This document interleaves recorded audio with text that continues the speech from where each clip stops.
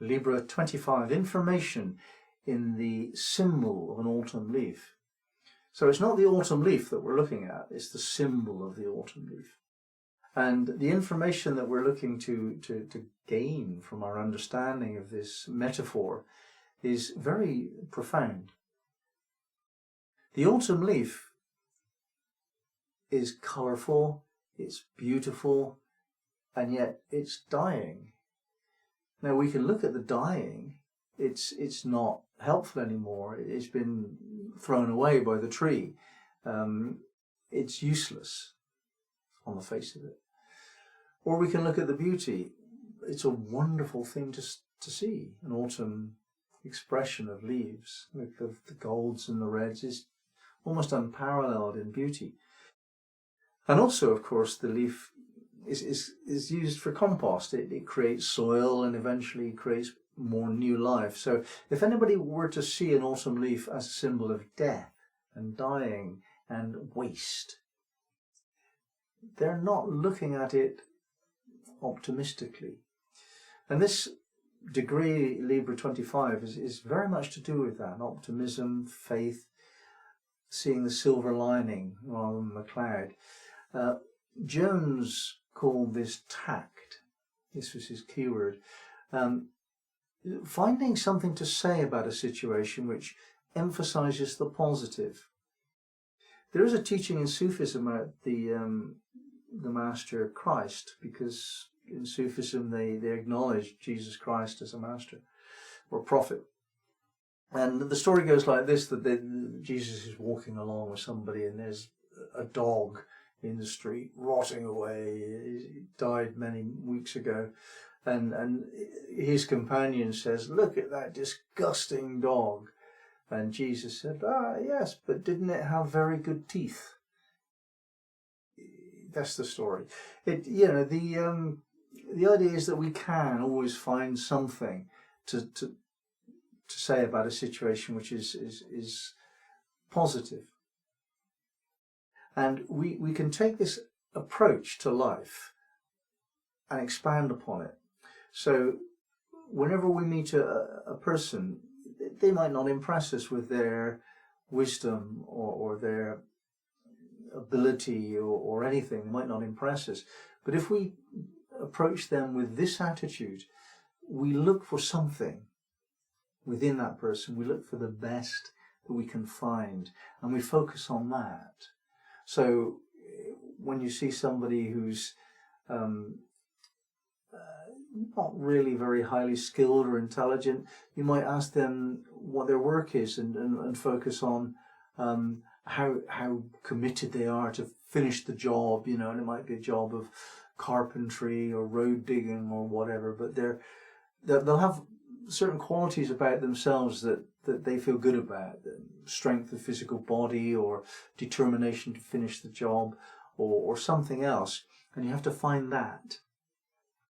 So if your sun is in Libra 25, then you probably already know this. You're probably known for your tact, known for your optimism and being the kind of person that always looks for the positive.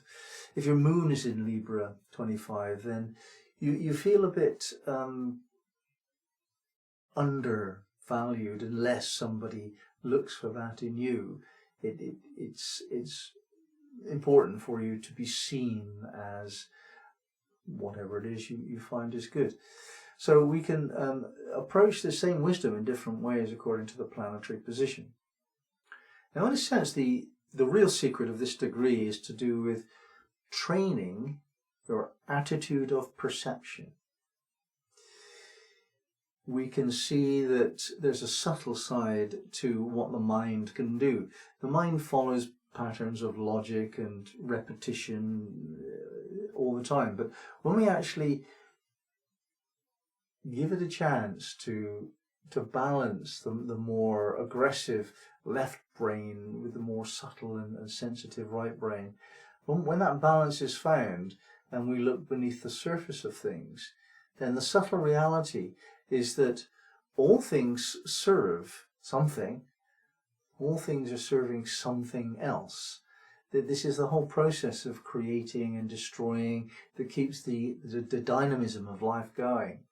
And what we're trying to do when we actually operate this subtle understanding is to really identify in a person or a situation, what is the subtle wisdom here? What's the difference that makes the difference?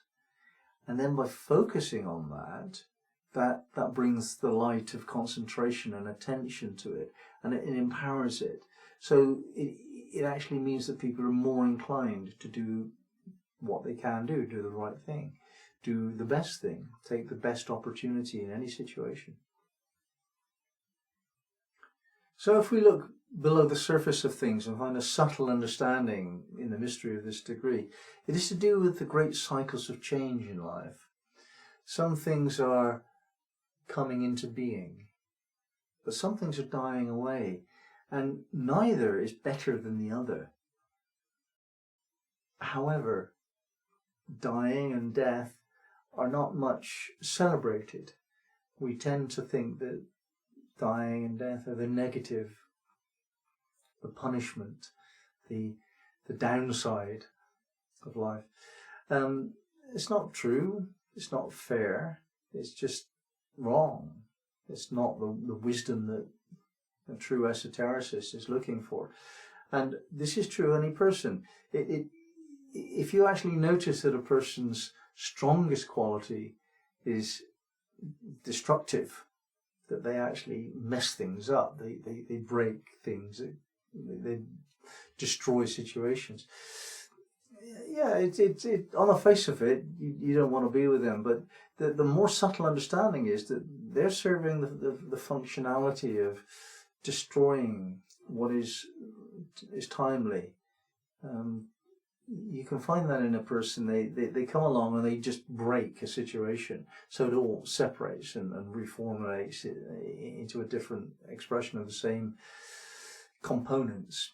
And that person is a catalyst for change, and they might just come, destroy a situation and then go.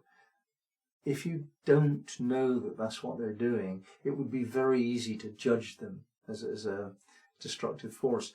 But with this degree of understanding, then we can see that everything that's happening is having an effect on a more subtle realm than perhaps is evident.